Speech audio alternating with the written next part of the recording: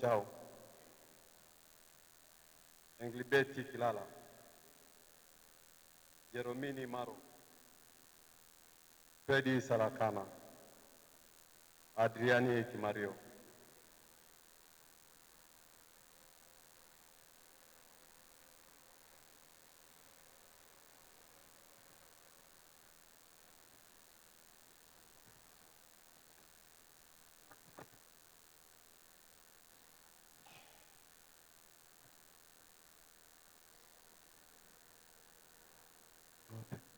Mheshimiwa Padri, hawa Wakristo wanaume wa ndoa walio hapa mbele ya altare wanaomba kupokelewa katika shirika letu la Mtakatifu Yosefu.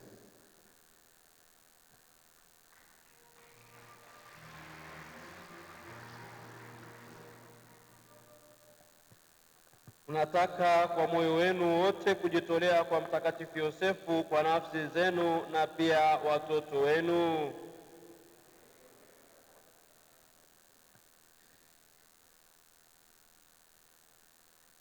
Mnataka kumtunza na kumpenda Mtakatifu Yosefu pamoja na Bikira Maria.